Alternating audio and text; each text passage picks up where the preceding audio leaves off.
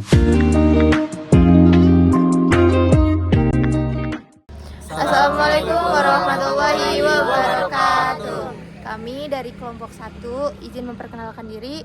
Saya Rida Febrianti dengan NIM ujung 29. Saya Ira Ramadhani dengan ujung NIM 4. Saya Miftahul Aulelamin dengan ujung NIM 31. Saya Arjuna Nindya Wibisono dengan ujung NIM 22. Saya Fatur Rahman dengan ujung NIM 43. Saya Khairul Nanjo dengan ujung NIM 23.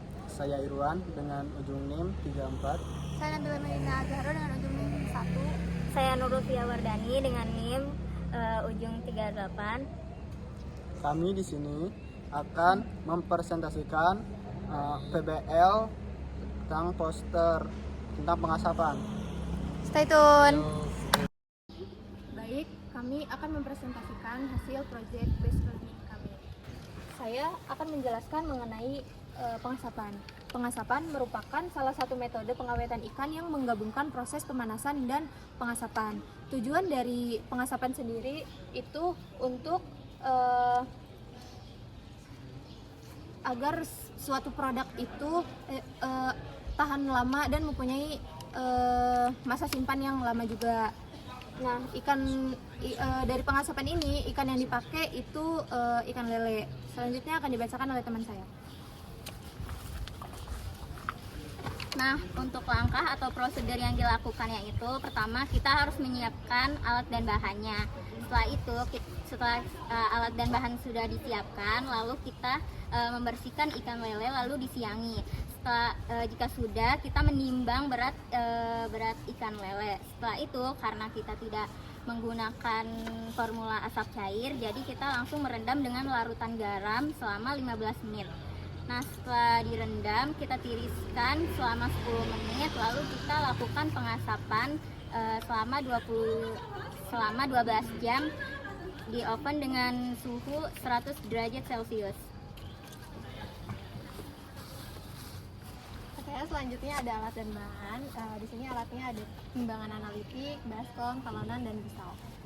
Sedangkan bahan di sini terdapat ikan lele dan garam.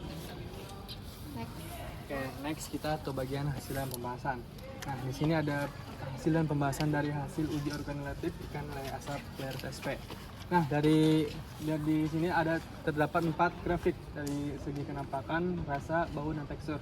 Nah, berdasarkan grafik pengasapan ikan lele, parameter kenampakan, bau, rasa, dan kenampakan menunjukkan hasil yang relatif baik gitu. Jadi baik di semua kelompok dengan rentang nilai antara 5,8 hingga 7,0. Nah, kelompok 1 memperoleh skor tertinggi gitu dari kelompok lainnya, terutama bau sekitar itu 7,1.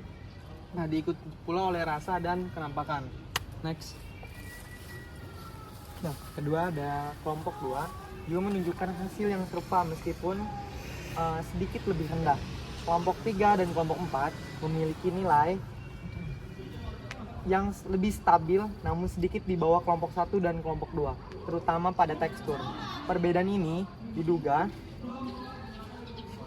dipengaruhi oleh variasi teknik pengasapan, suhu, dan lama waktu pengasapan yang diterapkan tiap kelompok. Referensi ini dari rujukan dari Nurjana et al. 2004. Oke, selanjutnya ada kualitas produk ikan asap sangat dipengaruhi oleh suhu pengasapan, waktu, jenis kayu, dan kelembapan lingkungan. Suhu pengasapan semi panas kisaran 40-60 derajat dapat mempertahankan karakteristik organoleptik seperti rasa dan tekstur tanpa menyebabkan kerusakan pada protein ikan.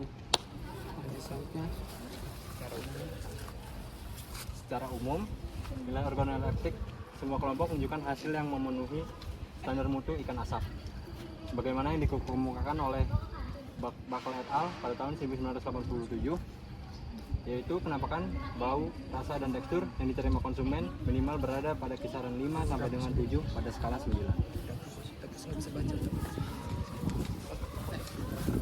Untuk kesimpulan, kelompok 1 menghasilkan lele asap dengan nilai bau tertinggi kurang lebih 7,1 dan kenampakan, rasa, serta tekstur yang baik. Kelompok 2 sedikit lebih rendah, sedangkan kelompok 3 dan 4 itu stabil, namun cenderung memiliki nilai tekstur lebih rendah. Secara keseluruhan, semua kelompok menghasilkan lele asap dengan mutu organoleptik yang masih dalam kategori baik. Nah, referensinya itu dapat dibaca yaitu dari Buckley, Edwards, Fleet, dan Watton tahun 1987, Ilmu Pangan Jakarta UI Press, itu buku. Lalu ada Ciptawati, Kusumaningrum, dan Yulianingsi 2021 dengan judul Pengaruh Pengolahan Terhadap Mutu Ikan Lele. Lalu ada karya Nurjana Junianto Taufik 2004 dengan judul Teknologi Pengolahan Hasil Perikanan. Mungkin itu saja yang bisa kelompok kami presentasikan, kurang lebihnya mohon maaf. Sekian, wassalamualaikum warahmatullahi wabarakatuh.